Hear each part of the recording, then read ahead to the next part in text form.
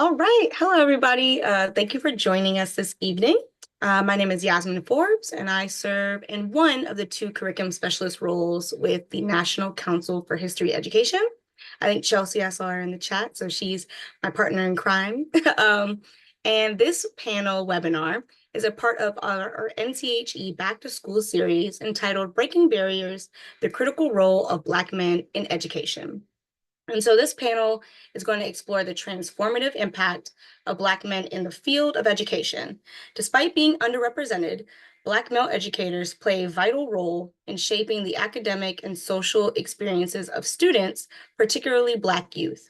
Their presence in schools and universities not only provides crucial mentorship and role modeling, but also helps in challenging and dismantling systemic barriers within the educational system.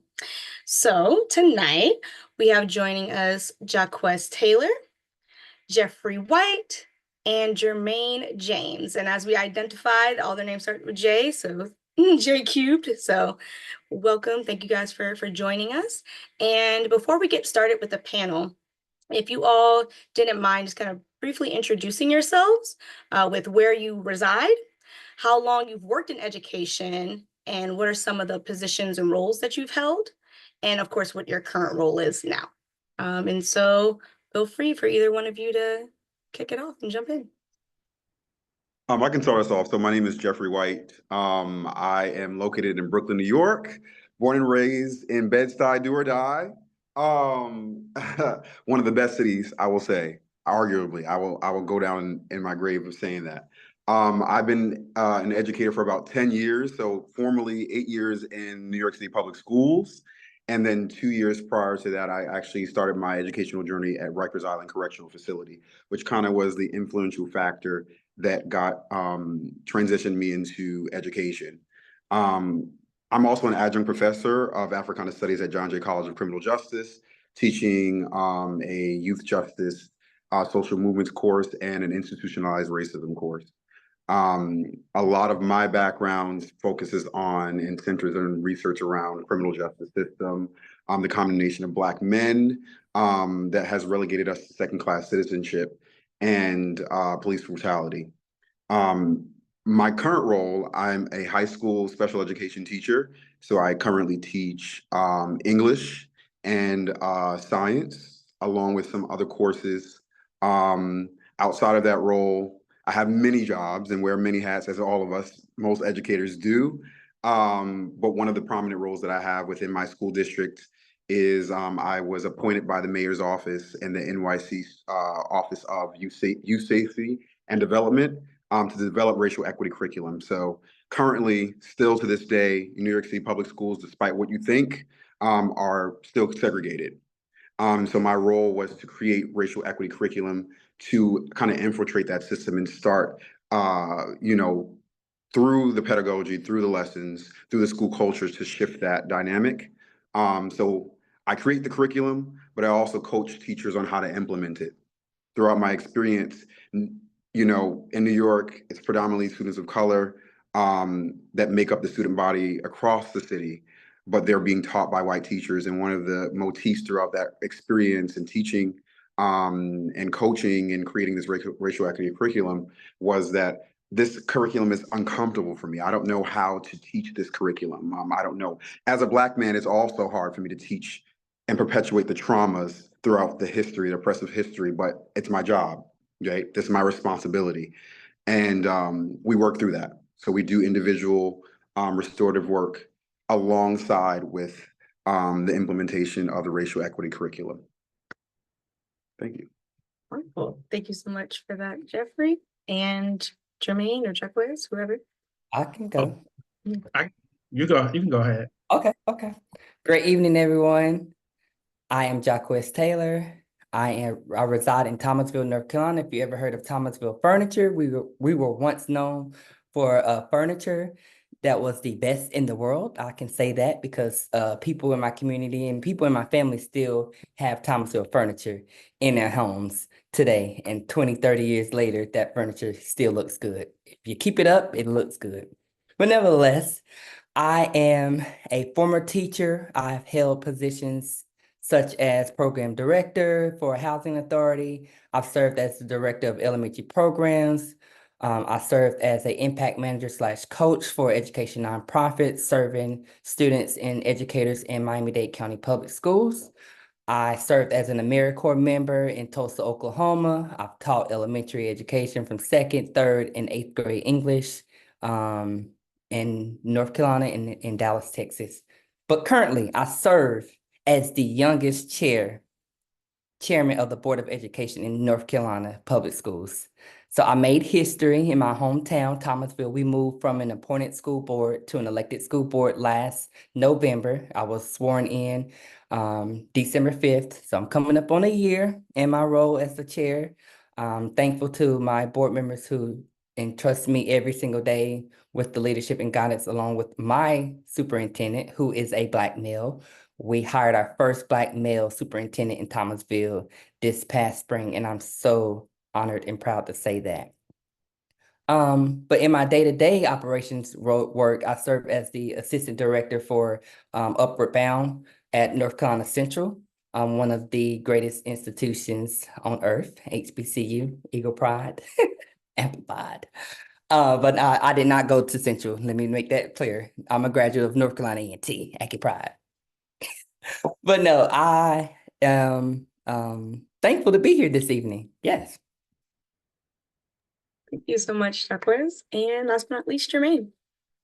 All right. Good evening, everyone. I'm Dr. Jermaine James.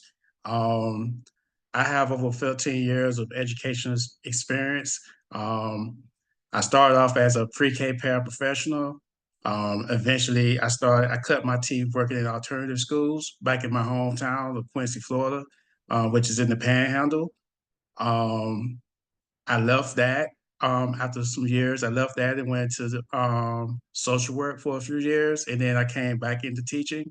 So for the past 10 years, I've worked in Orange County, which is Orlando, also Lakeland, and currently in Osceola County in Kissimmee. With a small stint overseas, I taught at a private school in Dubai, 6th through 11th grade. All boys for one part of it and all girls another part. Um, so currently I serve as the curriculum specialist resource teacher for the school district for Osceola County. I've worked with social studies teachers in 9 through 12, which includes developing curriculum, coaching teachers, and also providing professional development. Um, I recently, about a year ago, I did earn my doctorate in curriculum instruction. That's something that I'm really passionate about, developing curriculum and also um, making sure that we are also represented in those curriculum maps. Um, I'm the only Black man in the curriculum office in Osceola School District. So I wear that with a badge of honor. I take that as a great responsibility that I have to make sure that our stories are also being told. I'm very grateful to be on this panel tonight. And I'm just trying to make an impact. That's all. For sure. Thank you guys so much for those introductions. And I'm really excited to hear some of the responses, and I'm sure those who are attending as well, to, kind of see what you think about some of these, barriers within education for Black males. But before we go ahead and dive into some of the questions, I did want to share a not so fun fact. So I don't know how often they do these studies, but in the 2020 to 2021 school year, Black men only made up 1.3% of public school teachers during that school year, which is a decline from the 1.7% that they made up 5 years earlier. Despite Black children during the 2020 school year making up 15% of all public school students. So again, not sure how often they do these studies, but 1.3% is alarming. So let's go ahead and get into some of the questions, starting with a more kind of personal, professional journey question, if you will. So can each of you share what inspired you to pursue a career in education and how your identity as a Black man has shaped this journey? Um, Oh, go ahead. Go ahead. I started off last time, so you can go ahead. Oh, okay. No, I was gonna say, if anyone knows me, my friends, classmates, peers I went to school with, they will tell you I played school up until seventh grade. And so it's just been instilled in me, everybody in my family went the medical route, military route. I chose to do the education route simply because I did not see many Black males in education when I was coming through elementary school. And I think about it now, why, as being an educator in a Black male in education, especially elementary, you think about the pay, you think about the responsibilities, you think about the patience that, that comes with being a Black male. Some Black males don't have the patience to deal with elementary. But I say all that to say, I did not see a Black male until I got to middle school. I had a Black male in elementary, but he was an assistant teacher. He wasn't the direct actual teacher of the classroom. He was the assistant. So he was popping in, popping out.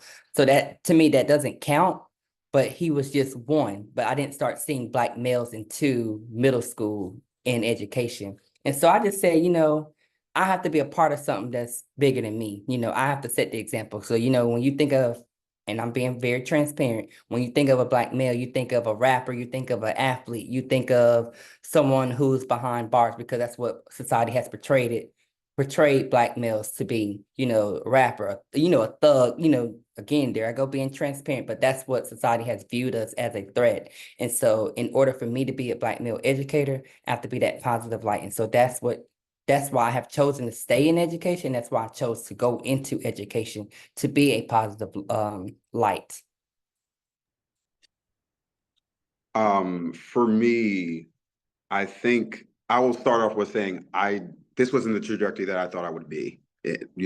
Teaching wasn't, or in secondary school, public school was not one of my future aspirations, but it was everything that I needed and everything that I wanted for this moment in my life. So for me, I'm very driven by passion and purpose.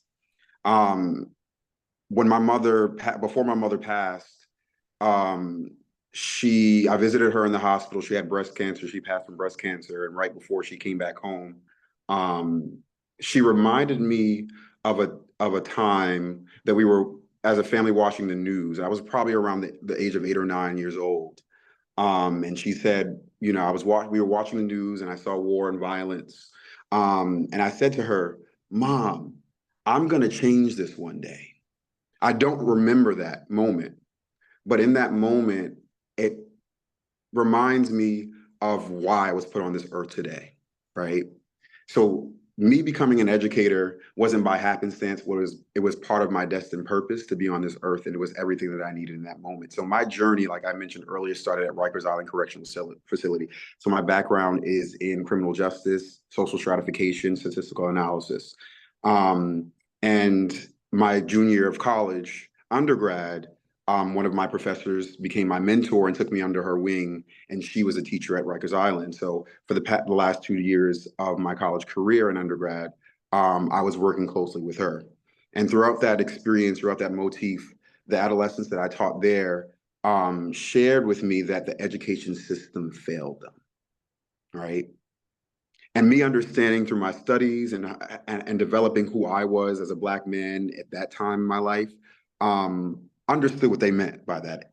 This is where everything that I was learning came together, right? This aspect of what the system was, right? The system allowed that young man that said that, and that young lady that I mentored and I taught, to have this view on the education system and the institution of education that shifted who they were, that could have changed the trajectory of who they could have become. So from that day on, I vowed that I was going to change the institution of education in whatever capacity that I could. And the natural progression to that was to become an educator. So I was accepted into a teaching fellowship that allowed me to obtain my second master's degree in special education policy. So outside of teaching, it wasn't enough just to be a Black male teacher or just a teacher, right? It was the next step, and the number one goal was for me to change the institution, right? So I had to work that way. So I'm pretty radical in my approach. So I don't ask for permission to do things, I just do them, right? That's what it takes. So I went into my first school district, kicking the doors down, and people were like, "Who is this black male teacher? This young guy? Who does he think he is? Running things, trying to implement these racial equity curriculum and these cultural events and these cultural months." And he's a baby. I was 21 when I started. Who does he think he is? Because my principal allowed me to take the mic on the very first day and say, "This is what we're going to be doing, and I'm leading it," right? So for me, that trajectory has set me on the path of where I am now, and having the platform to be able to create spaces and coach and mentor through different programs and different spaces, teachers that are coming in who are willing and ready to do the work. So my journey is a culmination of this purpose that I've been put on this earth, that I found recently, that I've been put on this earth to fulfill, and that promise that I made to my mom before she passed. Well, similar to Jeffrey, my path was a bit unconventional as well.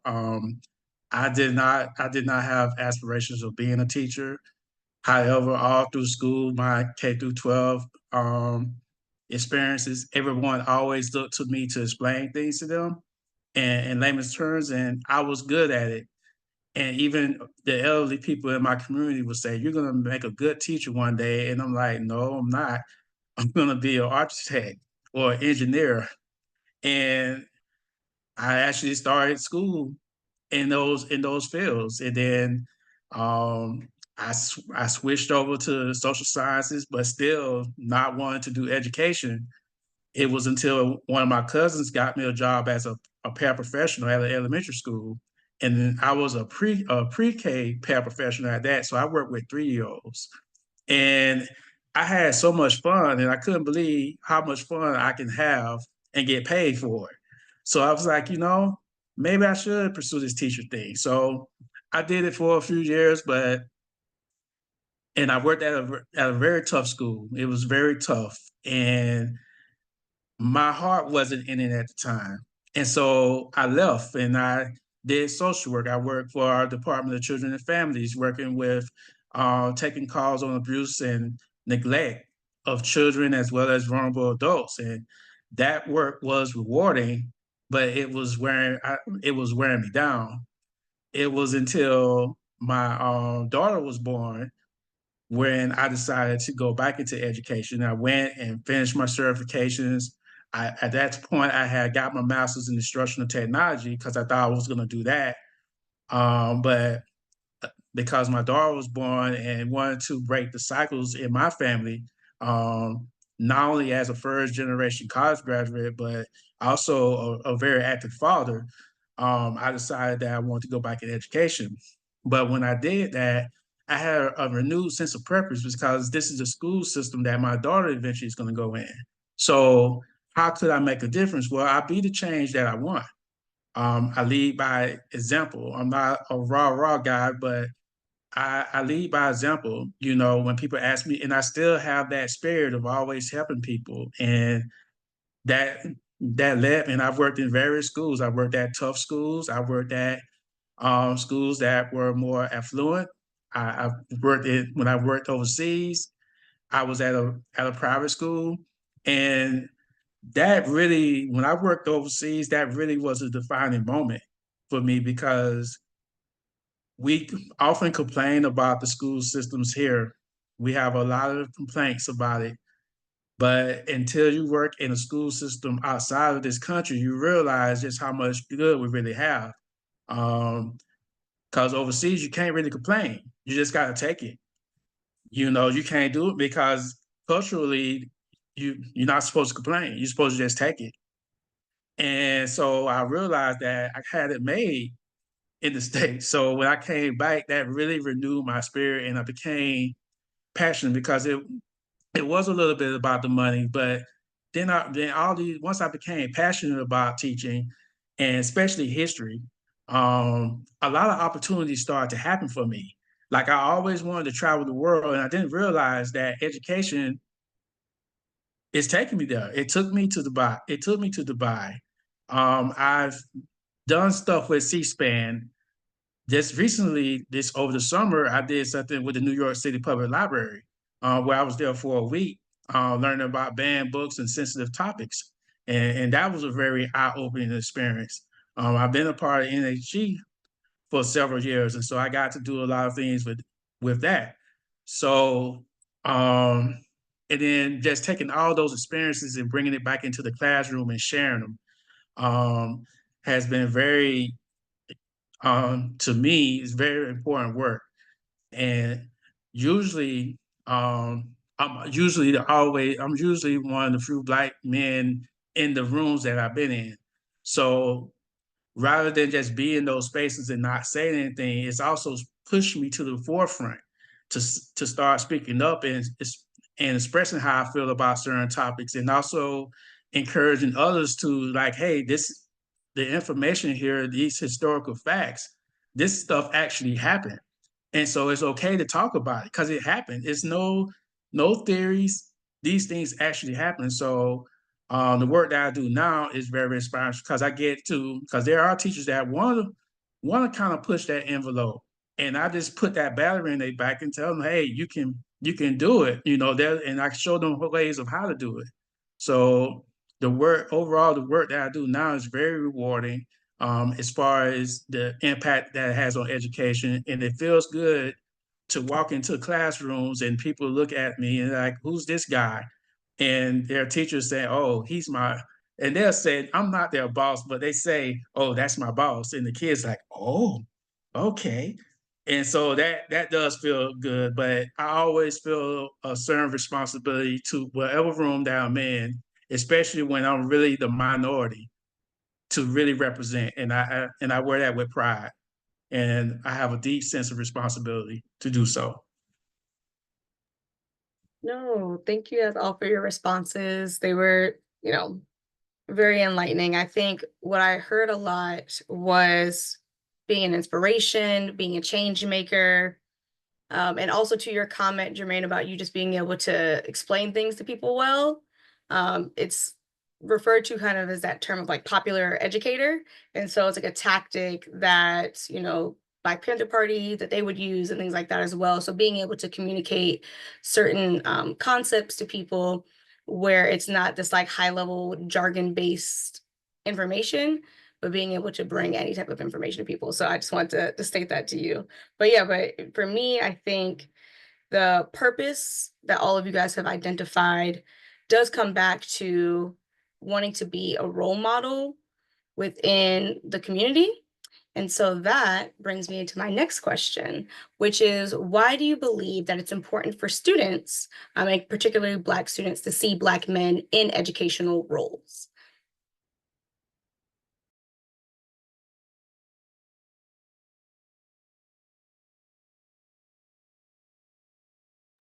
Jermaine? Yeah, I'm gonna go. Could you repeat the question? Yes. Why do you believe it is important for students, particularly Black students, to see Black men in educational roles? The reason being is because to me, I feel like it's inspiring for students to see a Black man in a role other than being, in a school setting, especially being something other than like a football coach or deans that deals with, primarily behavioral issues. So just seeing someone that's knowledgeable in the content, I think is very inspiring because not everybody's going to be an athlete or an entertainer. So just seeing someone like me in those roles, I think is very inspiring for those students, and not just not for Black people in general, not just Black boys, but Black people in general, to see that and to be able to articulate yourself in the ways that we do. I think that is very inspirational. So, and also being as a history teacher, again, being able to tell our story too, because oftentimes the curriculums are slanted more towards a Anglo-Saxon, more towards their stories. So I have a deep responsibility to also tell our stories as well. and our story is not even finished. And the same things that went on 50, 60 years ago are still happening today. And so it's important for me to be able to tell those stories and also empower others to tell those stories as well. So I'll go next. Well, first, before I speak, I want to shout out one of my students, Chris, and his mom, Miss April, is on. Thank you for joining. He is also a Black male student. So Miss April, thank you. Shout out to you for joining and listening and allowing Chris to listen in on this conversation as well. So I just wanted to shout you out. But no, it is very important to me for Black males to be role models for students in any place, any setting. You know, I'm a chairman of a school board that serves 2,300 students. And so for me, I try to you're going to see me in a blazer Monday through Thursday, because I want students, and especially Black and brown students, I have Hispanic students, I have Black students, but I want them to see me in a positive light. You will never see me sagging. You will never see my pants below my waist. You just will never see that. So something that Jermaine touched on is, just being a positive light and a positive image for, just Black males and students in general, but just being that light, because a lot of our Black and brown students, come from a single parent household or come from a parent household where, their family may be raising them or their relative may be raising them. So we just want to make sure that when when I show up in spaces where I know Black and brown boys are going to be, I'm going to be the positive light. I'm always doing the out of the box thinking, out of the box action. So I'm always hugging. My male students know we hug. Like we do the side hug, we do the dap, but because they don't get hugs. So I try to be the positive light that they don't see at home or they don't get, because it's okay to hug. As males, it's okay to hug. And I try to teach my Black and brown students, male students, that it's okay to hug. We do the side hug, and I do the same with female students. We do the side hug. But I just try to be the positive light. And it's very important for Black males, especially knowing that we are not 2% anymore. We're like 1.5% in education now. So we are slim to none, and it's slimming on down. So it's important that we are the positive light.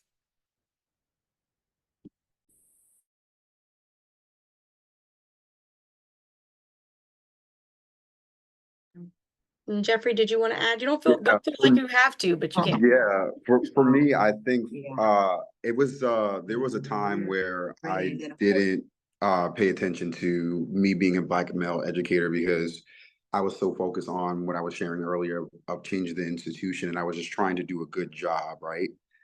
Throughout my journey as an educator, there were pivotal moments that kind of shifted and helped me realize why my presence in the classroom was so important. One, the first moment was earlier in my career where my colleague, one of my white co-teachers, made it a point to make sure that she highlighted some of my accomplishments in class. So me being the first generation, person to graduate from college, I have the first person in my family to have a master's degree from an Ivy League university.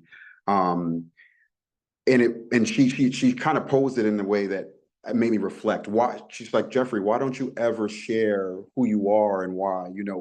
Our students need that. They see you, they trust you, and you're the representation that they actually need, and they've been longing for, because that same response or the same reply or the same explanation coming from me is never going to be received in the same way coming from you. And I learned that throughout my career, that it's a shift, there's an importance and a significance of having my presence within the classroom. And then recently it kind of shifted, and I'm kind of transitioning to a different question, but I found myself, for some of my students, because I didn't teach predominantly Black students. Now it's half of the student demographic that I teach are predominantly Black, and then Latinx are the other half. But I was predominantly teaching Latinx students, Middle Eastern and Asian students, and I found myself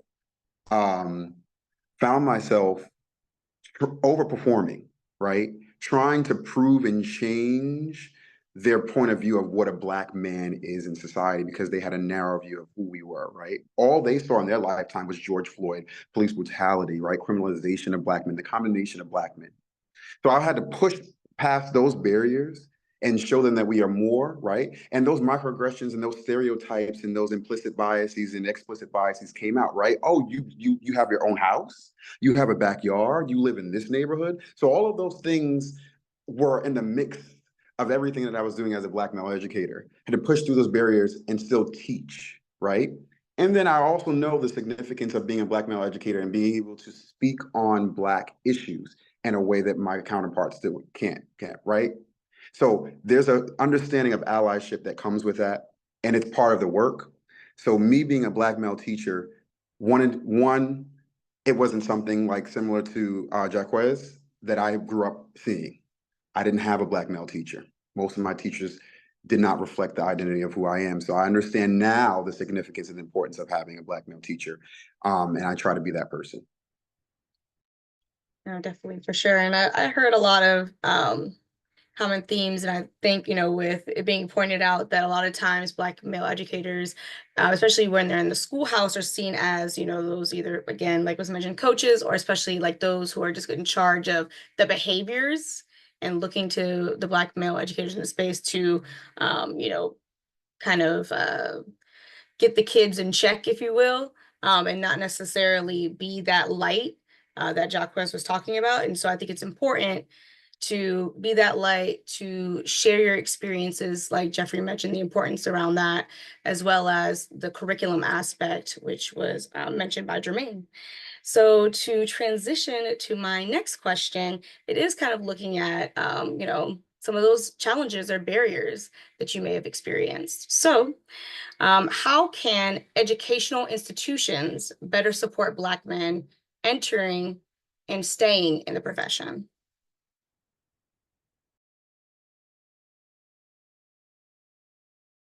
Hey, I then. think you can go. No, go ahead, Jermaine. Okay. So I think by encouraging, because what I see in the hiring process, what I learned in the past year or so, in the hiring processes, there's not we have we do have some male educators come into the field. Um, a lot of them, do the history route, the social sciences route, and unfortunately, for some of them, I see that it may not be a whole lot of mobility. So I think just encouraging opportunities for growth is the thing. Being able to participate in certain professional developments that's going to sharpen their skills. I'm I have to big up NCHE because joining that, as soon as I heard about it, I immediately joined. And not everyone could join, but I was able to join and I took full advantage of it. So just creating those opportunities for, you know, for black men to participate and stuff like that is vital. Because honestly, I get tired of going to these conferences and like one of the few was the only person that looked like me there. So it would be, and that starts with us just promoting different professional developments and societies and communities that's out there that gives us that support, because that's the other thing too. Sometimes may feel like they're on the island. They feel like they may not be able to relate to their counterparts or whatnot. Again, I work in Osceola County, and there are some schools where I feel like I'm not received very well there, you know, and so I can go and say things. I can go and I can tell them things, but it just goes out one ear out of the other. So that could be discouraging. But again, I'm here for the students. I'm here to create a better learning experience for all students of all races and all backgrounds, because, especially so just empowering teachers to be able to do their thing and be able to teach and do the things that's also important to them. And then also finding ways to encourage growth, being able to move up. Some people have aspirations of being assistant principal or principal. So offering incentives to encourage them. That's how you get people to stay. Because no one really wants to, a lot of people don't want to be stagnant. So just giving them opportunities to grow in their profession, and you know, if they want to do administration, they can do that. Also, maybe have them lead some professional development as well. That's what I took you know, thankfully I had a principal who, when they asked me what I wanted, you know, I told them, I say, you know, I want to do more things. Use me. You know, don't just always go to the same people.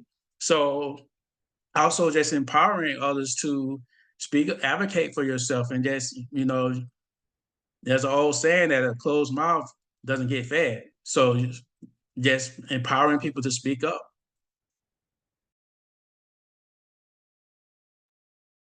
So I agree 100, 1,000, 1,000,000,000% with you. And I had to actually write this down before I forget my thoughts. One, I said pay them. You know, a lot of men do not enter into education because they're either married, you know, they have a family to take care, and education is just not cutting. You know, North Carolina, we are a state that get paid once a month. You know, how can someone survive when they have maybe 3 or 4 children, maybe children that's in college? You know, that's not livable for someone, especially for a Black man who is strong-minded, who is the head of the house. You know, some men, you know, are the caretakers of their house.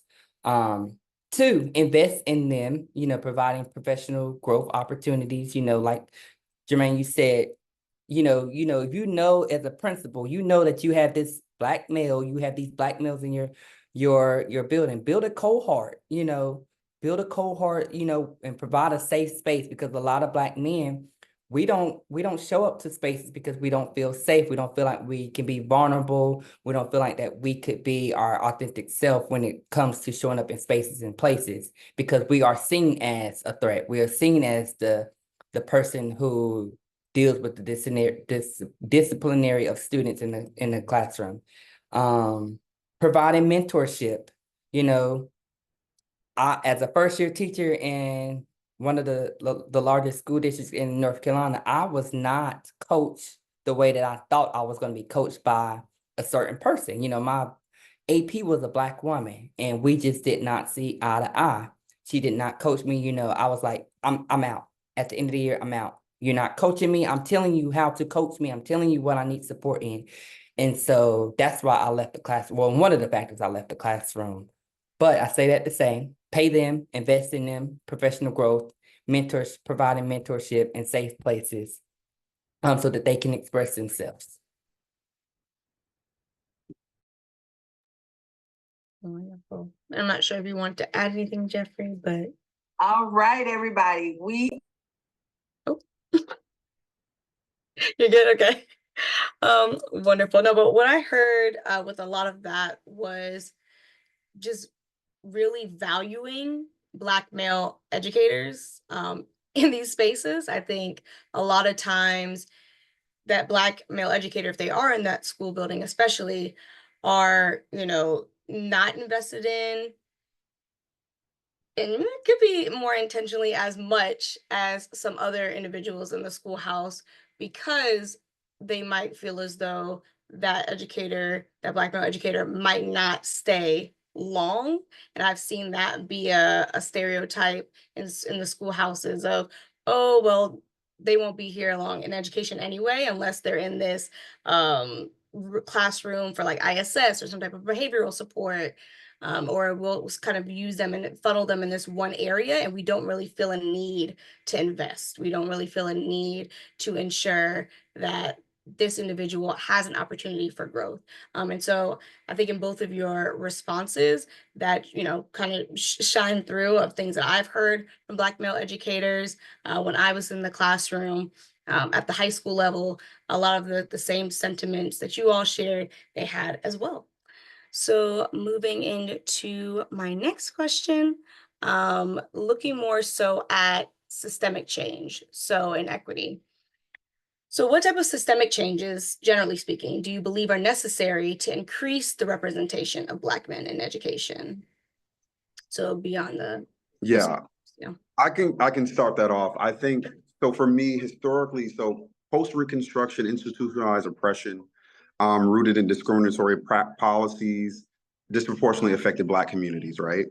So the history of mass incarceration influenced by systemic racism, disrupted families and communities, hindering educational opportunities for Black individuals. So we have like the prison industrial complex and marked by discriminatory practices.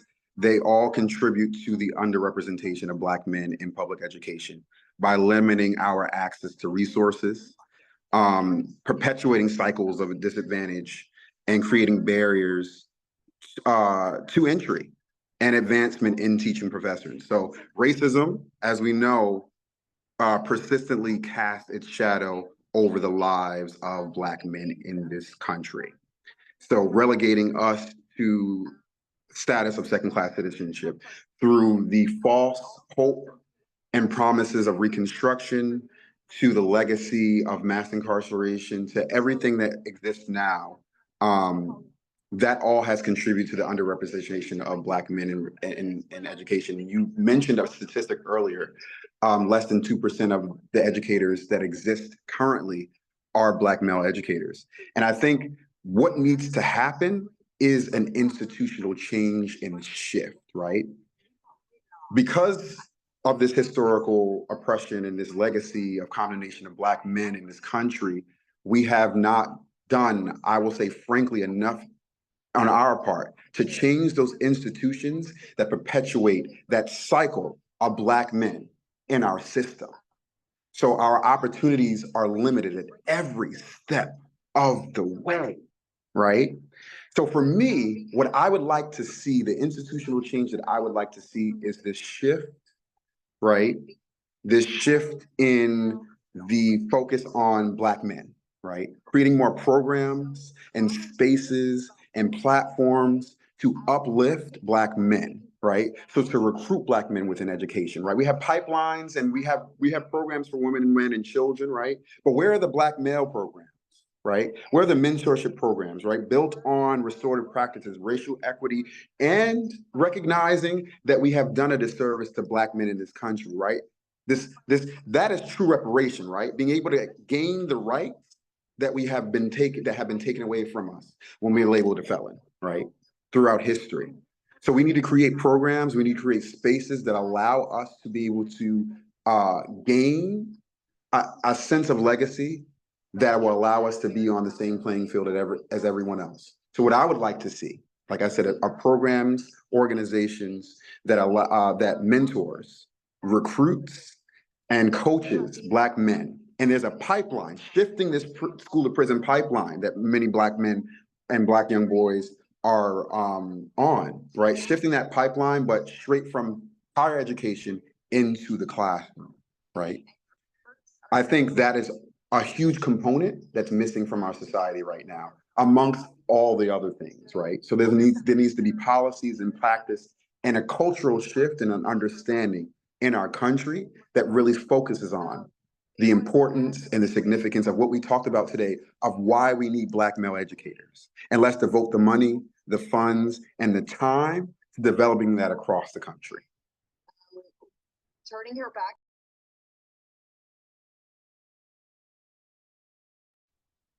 Did Jermaine or Jacqueline, either one of you want to add to that? Don't feel pressured. I don't feel Don't feel pressured. Yeah. I just want to make sure I don't leave nobody out. No, that was the bomb. I'm Yeah. gonna deflect my to the next question. That was good. All right, so this will be my final question, and then we'll turn to see if we have some questions from the audience for the Q&A. But for my last question here, how can individuals who are part of the community and not necessarily in the schoolhouse support the Black male educators that we see, and hopefully increasing having more Black male educators? So how can the community at large do that? Oh God, let me answer that question. Let me start. go ahead. Being that I am a chair of a school district, my hometown at that, I would just say the community at large, and if anyone from my community is watching this, please, when you see a Black male, you see, because our superintendent's a Black male, first Black male superintendent, he's doing a heck of a job. He's doing a phenomenal job. when you see us, don't say, hey, I need to talk to you. Say, hey, how are you doing? Like, how's it going? How can I support you? Doing a basic check-in. They say it's lonely at the top, and I have learned that over the last 10 months. It is very lonely at the top. But I just say, just checking in, being mindful that, we do, when they say Black men carry the world on their shoulders, I do feel like that on a day-to-day basis. Like, I'm literally driving home. Like, my mom, my brother will tell you, I try not to take any calls about school board or anything in the house because they didn't sign up for this. They didn't sign up to be an elected official, but they did take oath with me when I stood up there and raised my right hand on that Bible. So they are a part of it.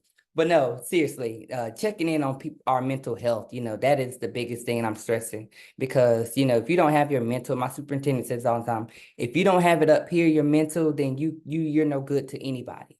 So you're no good to yourself. So I just say, check in with us, check in on us. It's not always, can you do something for me?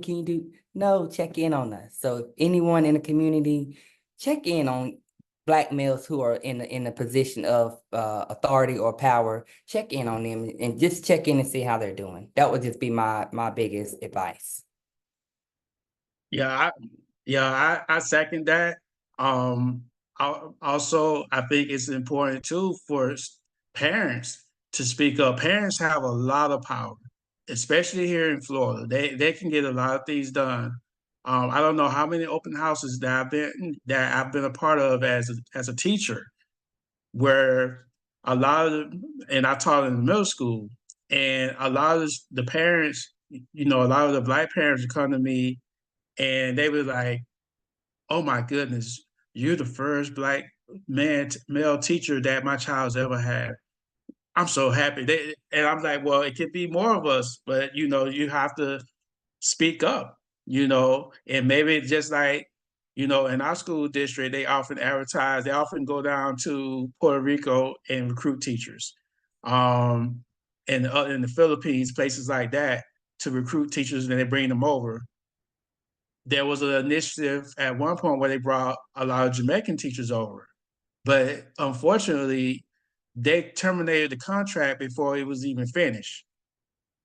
So that was a little disappointing. While they did not, so that they got rid of those contracts before they was able to finish. But just having parents speak up, especially in these communities where there's not a lot of representation in the schools, but in the community it's totally different.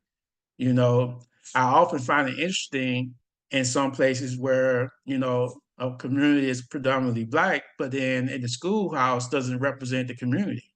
So, it's important that, we find a way to have community schools where the schools truly represent what the community is. Sure. I think for me,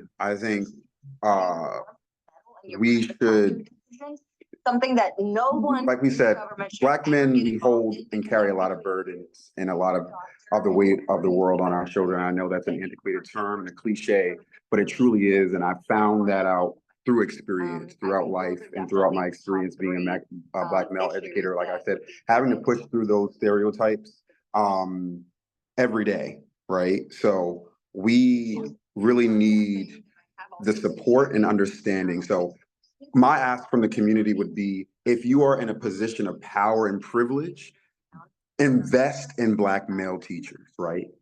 Create those spaces, create those organizations, donate to those spaces and organizations so we can be seen and have more representation, right? A lot of us have networks with individuals. If you know people who are in the educational field or are retiring, right? We need to be able to build a coalition, right? We are transitioning to a shift in this country in leadership, right? With Kamala Harris. I will not disguise my support for Kamala Harris and Walls. And there is going to be a great shift that we have in this country. And we're going to be able to have a platform for us to have these conversations and to be able to create these spaces that have been taken from us and have been constantly on attack. So use your privilege and power to create those platforms and spaces for us to have an opportunity to increase that 1.7% of Black male teachers in education. Border city. Thank you all for your final responses to my questions. I really appreciate it. No, I think that a lot of times the community doesn't really recognize how much power they have, right? And how much their voice really does matter. And show up, show up to those school board meetings, rally out for educators, Black male educators, like really speak out on these things that you see going on or what you would like to see, because they do have to answer to you. It is their job to make sure that they are truly pouring into the community. And with that being said, I'm going to shift to some of the questions that we have from some of the audience. I know, Jermaine, you answered the question about overseas teaching that. I saw you respond to that. I didn't know if you wanted to verbalize that out loud, what you said, so that others can Yes, I can do that. So I would recommend that. My regrets is that I didn't do it much sooner. I wish I would have done it when I was in my early 20s, when I didn't have a family. Because I did it while as a family man, I did it, and I didn't take my family with me. So I didn't have that familial support. But the good thing about it is that there was a community waiting for me. So I immediately became a part of a community, an expat community. Many people were from the States, but then you had people from England and South Africa and Canada. But we all worked together. We all supported each other. We met weekly. We met on Thursdays because the school week is Sunday through Thursday in Dubai. So we got up every Thursday. We did things together, and we had that sense. We built a community out there. They even started fraternity chapters out there in Dubai. So just finding a country that that you feel like your lifestyle fits. If you're a woman, I'm going to be honest. If you're a woman, it's tougher as a woman in certain countries because it's definitely a man's world, and they do not hide that. As well as racism as well, they don't hide that either. However, as a Black man, I felt like I was treated very well in Dubai. I definitely had the respect of the people around the city because, one, I was a teacher. So teachers are generally looked at as, like lawyers and doctors.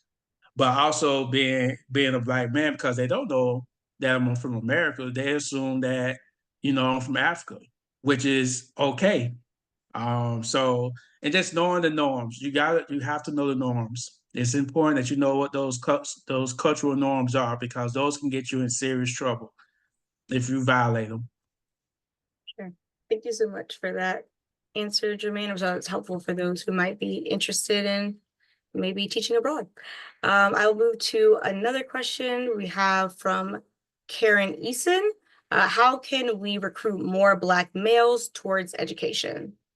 Yeah, that's a good question. I can take that, or whoever wants to add to it. I think for me, there needs to be a priority shift within our country. All right. First and foremost, we need to name that there is a problem within the institution of education, right? There is an absence of representation of Black male teachers. I don't know about you, but I haven't heard that anywhere. I don't hear that from my local legislators. I don't hear that on a federal level, right? I don't hear that on a state or city level, right? So we need to first name the issue and identify why, right? So I mentioned before, we have a legacy of historical oppression when it comes to Black males, right? So we need to have a priority shift and understanding the system that relegated us to second class citizenship, that relegated us to where we are right now. We also have to understand that Black males still, in a traditional sense, are the breadwinners for our families, right? I see a lot of times, especially in New York, right? We have programs, and even within the Department of Education, they will prioritize certain communities and certain cities and certain boroughs, and give teachers, bonuses if they teach in specific boroughs and communities, but they haven't done the same thing for Black male teachers. I think We have to be able to invest, literally, monetarily invest in Black male teachers. But it starts with an acknowledgement that there is a lack of Black male teachers in education. And then we can shift. How can we do that? Create platform, like I said before, create the spaces, create the organizations, right? I came through the New York City Teaching Fellowship, right? We have AmeriCorps, we need a federal, local, grassroots movement to galvanize and mobilize around Black male teachers. And then there we can have the institutional change and invest in Black males in every level that we can. Yeah, I just want to add, if I could, I just want to add too that in some states, you know, you have teacher unions and stuff like that. So maybe creating like a subgroup within teachers unions as well, that would not only give support to current Black educators, but also maybe help with the recruitment process. Maybe some of the fields, like there's a teacher shortage. You know, why not fill those teachers shortages with Black educators? So I think that there's some things that's kind of already in place, but we can also modify it, like creating those subgroups within these teacher unions, because there's not a lot of representation within those teacher unions either, because again, not feeling like it's a safe space. But so if there's measures to create those safe spaces within the current institutions, I think that would help as well. I was going to say, we need to start investing now. You know, I always get excited when a student tell me that they want to be a teacher. So when you hear that, especially if they're a Black male or a Black female, we as a society need to look at how we are investing in our teacher prep programs, our teacher cadet programs. So teacher cadet could be middle school and high school students being prepped, you know, where that's the pathway that they want to do. So I'm thinking now, you know, since we're here on this conversation, schools need to be very intentional, or districts need to be very intentional when it comes to preparing students for life after K-12. You know, we say college and career ready, but what does that truly look like? So in this aspect, you know, if we could create a national and even an international surveying what our students, you know, trajectory looks like. You know, what does that look like? You know, I knew that I wanted to be a teacher since kindergarten. I played school up into middle school. And so my grandmother, who invested in me, you know, would go to yard sales and buy old office phones, and I would play school. I practiced customer service skills with those things. So I'd say building preparation program, you know, and then school districts need to track and follow those students so that they can come back to their community or come back to the, you know, that school district and invest in that school district.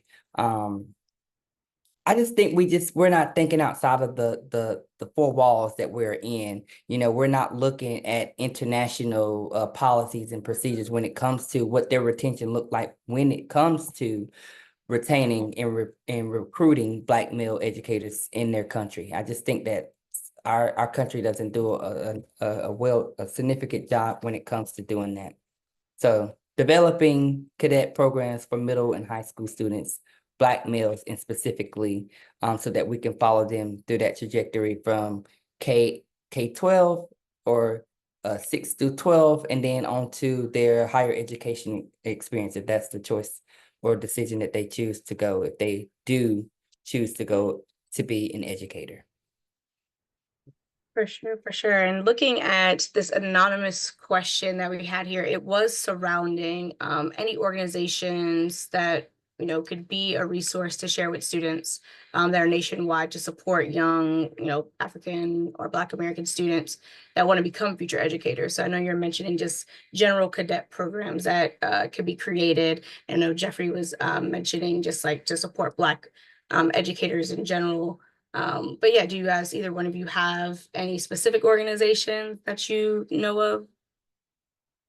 I was gonna say Future Teachers of America.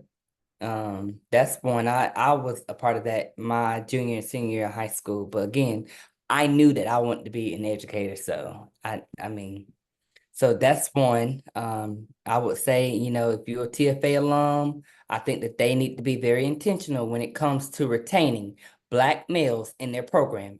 And this is no shade, but I applied several different times and was denied. And I know that I'm a qualified candidate to be in education. I know that. But I don't need a program or a organization to tell me that I'm not qualified to be in their program. So I think, you know, TFA being very intentional when it comes to retaining Black males, you know, educators in their program. You know, I even try to schedule an appointment with the CEO of TFA. Like, what I want to know, like, what is your recruitment plan or retention plan for Black males in your program? Because there's not a lot of, if you look at the data, there's not a lot of Black males in TFA. So being very intentional in these programs. So no shade to TFA. I'm just saying that's my experience. That's my lived experience. And I'm sticking. No, And data don't lie. I appreciate that. And I noticed that other people also were throwing some pieces here in the chat. So Black Male Educators Alliance, they have a Facebook page based out of Detroit, Michigan. So there's definitely some out there. And then again, if you don't see something, you can always create it, right? And so I think that's really important, what you were mentioning specifically about like those cadet programs for interested students.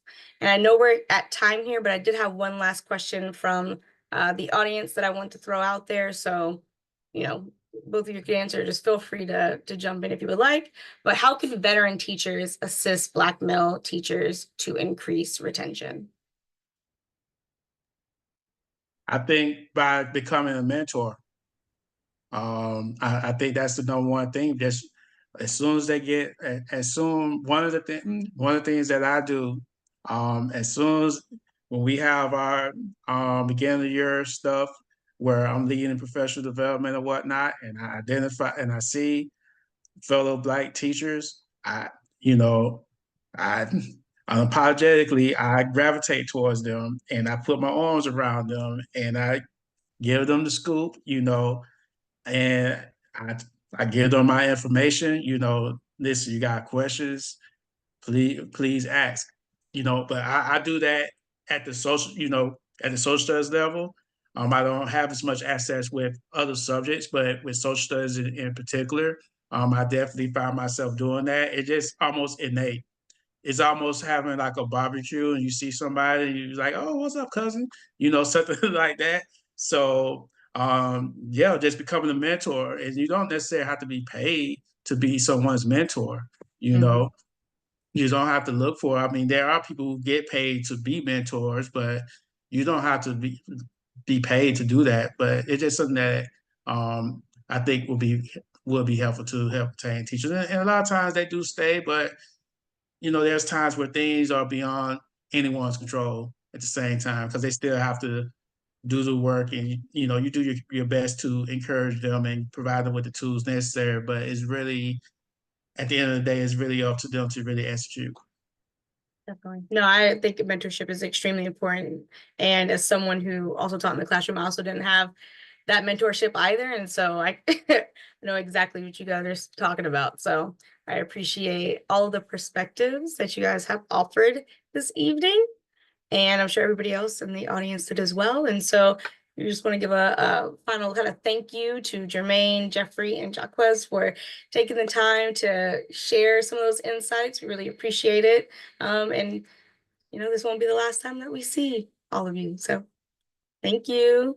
Yes, thank you for the opportunity. Thank you for your time, for listening to us. And I look forward to your support. I think I'm just grateful to be on a platform that is that allows us to be able to share our passions in the future and the shift and the change that we want to see. I think we're all here for that reason and invested in NCHE for that reason. So thank you all for just joining us and listening to us and just for the support that I know we're going to get in the future. For sure. Thank you, everyone, for listening to us tonight. And I want to shout out, I see my principal on here, Mr. Brown. Thank you for joining. You know, I have to shout my folks out. Yeah, as you should, as you should. Thank you, everyone. Appreciate everybody for attending.